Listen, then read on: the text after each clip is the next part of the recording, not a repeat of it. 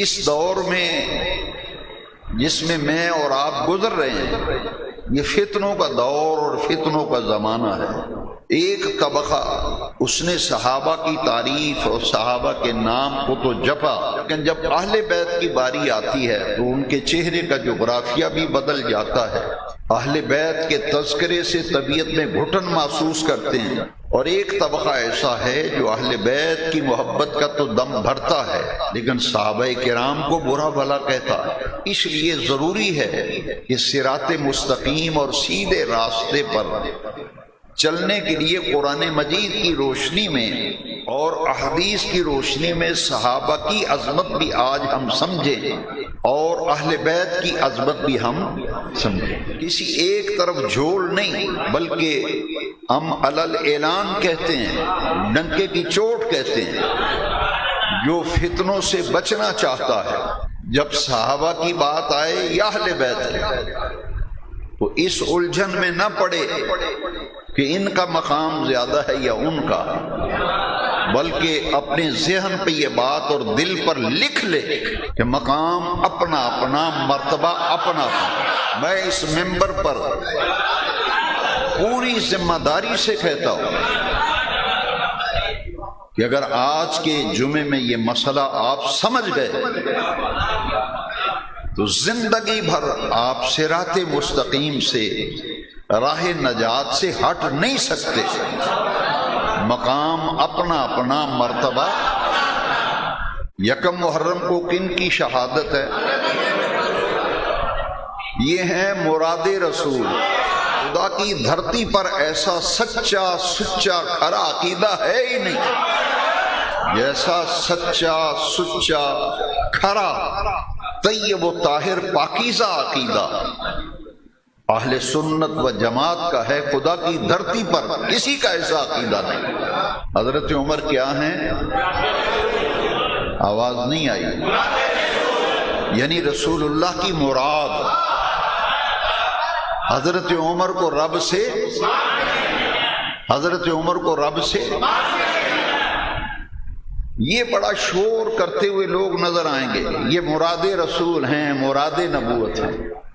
میں نے کہا بالکل 100% ہمارا ایمان ہے، مگر ہمیں یہ بات وارا نہیں کھاتی کہ کوئی صحابہ کا نام لے کر اہل بیت کی توہین کرے یا اہل بیت کا نام لے کے صحابہ کی توہین کرے۔ اس کے لیے آج میری بات دل پہ لکھ کے لے جاؤ۔ یکم محرم کو مراد رسول کی شہادت ہے اور 10 محرم کو اولاد رسول کی شہادت ہے۔ اگر صحیح راستے پہ رہنا ہے نا، ڈگمگانا نہیں، جھول عقیدے کے اندر نہیں رکھنا، 100% خالص اور کھرا عقیدہ۔ یکم محرم کو کس کی شہادت ہے اور 10 محرم کو ہم اولاد رسول کے بھی غلام ہیں، مراد رسول کے بھی غلام ہیں، اصحاب رسول کو بھی مانتے ہیں اور آل رسول کو بھی مانتے ہیں۔ اب اہل بیت اطہار کون ہوتے ہیں؟ صحابہ کی تعریف تو میں نے آپ کو سمجھا دی کہ اس کا خاتمہ بھی ایمان پر ہو اور پوری زندگی ایمان پر قائم رہے، ایمان کی حالت میں حضور کی زیارت کرے، حضور کی صحبت پائے، لیکن شرط یہ ہے کہ پوری زندگی ایمان کی حالت پر قائم رہے اور اس کی وفات، اس کی موت بھی ایمان کی حالت میں ہوئی ہو۔ وہ ہوتا ہے صحابی۔ اور اہل بیت پر زیادہ تبصرے کی ضرورت نہیں، اس کا سیدھا سا مرتبہ یہ ہے، معنی یہ ہے نبی پاک کے گھر والے، نبی پاک کے گھر والے۔ 22ویں پارے میں سے سورہ الاحزاب کی آیت نمبر 33 تلاوت کی ہے، جس میں اہل بیت کی عزت و عظمت کو بیان کیا۔ ان بہت سی آیتوں میں سے ایک آیت صحابہ کی شان میں اور ایک آیت اہل بیت کی شان میں۔ یکم محرم کو شہادت فاروق اعظم، شہادت مراد رسول دھڑلے سے بناتے ہیں، اور 10 محرم شریف کو اولاد رسول کی شہادتیں دھڑلے سے مناتے بھی ہیں اور دھڑلے سے لنگر بھی پکاتے ہیں۔ ہم اصحاب کے بھی غلام، حضور کی آل کی بھی غلام۔ اب آیت کریمہ سنیے، انما یرید کئی مرتبہ آپ نے یہ آیت سنی، علماء سے تقریریں بھی سنی، مگر آج میں ایسا ترجمہ آپ کو بتاؤں گا کہ ایک ان پڑھ بچے سے لے کر پی ایچ ڈی کرنے والے تک اس کے مفہوم کو 1 سیکنڈ میں سمجھ جائیں۔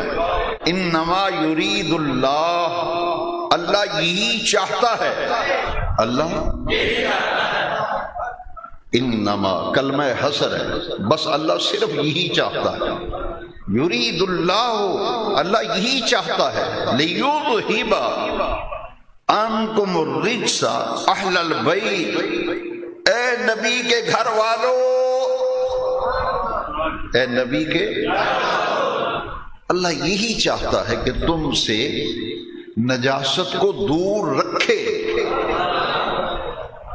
نجاست، ناپاکی، پلیدی، آلائش کو تم سے دور رکھے، وَيُطَهِّرَكُمْ تَطْهِيرًا، اللہ چاہتے تم سے نجاست، ناپاکی، پلیدی کو دور رکھے، اور اللہ یہی چاہتا ہے یطہرکم تطہیرا، اے نبی کے گھر والو، اللہ یہی چاہتا ہے کہ تمہیں صاف، پاک، ستھرا رکھے۔ جب اللہ یہ چاہتا ہے ان سے ہر قسم کی پلیدی، ناپاکی دور رہے، یہ صاف ستھرے اور پاک رہیں، تو جس سے اللہ نجاست دور رکھنے کا ارادہ کرے یا چاہے، اس کے گھر کے اندر کیسے ناپاکی چلی گئی، اس گلی میں سے نجاست کو گزرنے کی اجازت نہیں۔ جس گلی میں اہل بیت رہتے ہیں نجاست کو گزرنے کی بھی، جب گلی میں سے گزرنے کی اجازت نہیں تو بے وقوفو گھر کے اندر کیسے داخل ہو؟ اس لیے کہتے ہیں اہل بیت اطہار، اطہار پاک، یہ پاک ہستیاں ہیں، یہ پاک ہستیاں ہیں۔ اس آیت کریمہ کا سیاق و سباق اگر پڑھیں تو پھر سوال ایک پیدا ہوتا ہے کہ حضور کے اہل بیت کون ہیں؟ اہل بیت کی شان اور مقام تو قرآن سے میں نے اور آپ نے سیکھ لیا اور سمجھ لیا۔ اب اگلا سوال یہ ہے کہ اہل بیت ہیں کون؟ آیت کا سیاق و سباق یہ بتاتا ہے کہ حضور کی تمام ازواج مطہرات، حضور کی تمام بیویاں یہ حضور کے اہل بیت ہیں، تمام ازواج مطہرات حضور کی قرآن کی روح سے، سورہ الاحزاب کی آیت نمبر 33 کی روح سے میرے نبی پاک کی تمام بیویاں یہ کیا ہیں؟ اہل بیت، تمام بیویاں۔ اور اہل بیت کون ہیں؟ مولا علی، سیدہ زہرا پاک، سیدنا حسن پاک، سیدنا حسین پاک، یہ 4 ہستیاں ہیں، 4۔ حضور چادر لے کر آئے، نبی پاک ایک دن حضور چادر لے کر کے آئے، اور حضور نے چادر لے کر جب تشریف رکھی تو حضرت زہرا پاک کو بلایا، علی پاک کو بلایا، حسن پاک کو بلایا، حسین پاک کو بلایا، ان کو اپنے ساتھ چادر کے نیچے چھپایا، ان کے اوپر چادر ڈال دی۔ 4 ہستیاں یہ، اور 5ویں کون تھے؟ 5ویں کون تھے؟ اس لیے 5 تن پاک اس لیے کہتے ہیں، 4 یہ ہستی اور 5ویں نبی پاک۔ چادر اوڑی ہوئی ہے، چادر کے نیچے لیا ہوا ہے۔ حضور نے آسمان کو دیکھ کے فرمایا اللہم ہاؤلاء اہل بیتی، یا اللہ یہ بھی میرے اہل بیت ہیں، یہ بھی میرے اہل بیت، وطہرہم تطہیرا، بے نیاز رب انہیں ایسے پاک کر دے جیسے پاک کرنے کا حق ہے۔ ان چار ہستیوں کو چادر کے نیچے لے کر حضور نے انہیں اہل بیت کا لقب عطا کیا۔ سوال یہ پیدا ہوتا ہے کہ جب قرآن کی آیت آ گئی، ان چار ہستیوں کو الگ سے چادر میں حضور نے لیا، اس کا کیا مطلب تھا؟ یہ حضور نے کیوں کیا؟ میرا یہ ایمان ہے اور دلوں پر لکھ کر لے جاؤ۔ حضور نے اپنی زبان سے انہیں اہل بیت کہہ کر یہ بتا دیا، چادر کے نیچے لے کر اہل بیت کہہ کر بتا دیا، تاکہ قیامت تک ان کے اہل بیت ہونے کا کوئی انکار نہ کر سکے، ان کے اہل بیت ہونے کا کوئی انکار نہ کر سکے۔ یہ حضور کے کیا ہیں؟ اہل بیت، حضور کے گھر والے۔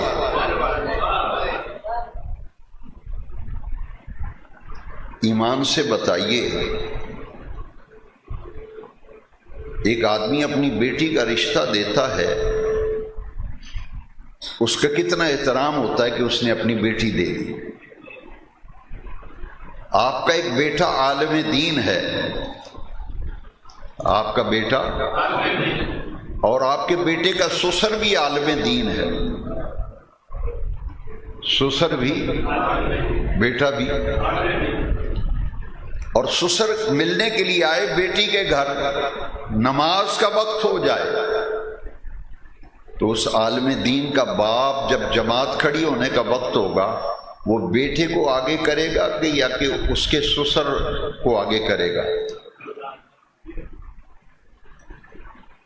ایک ہے احترام اور ایک ہے محبت۔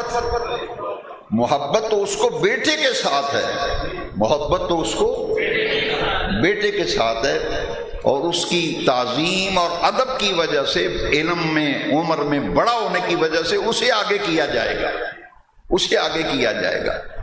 اسی طرح اہل بیت اطہار وہ ہستیاں ہیں جنہوں نے فضیلتوں سے بڑھ کر حضور کی محبت کو پایا، حضور کی۔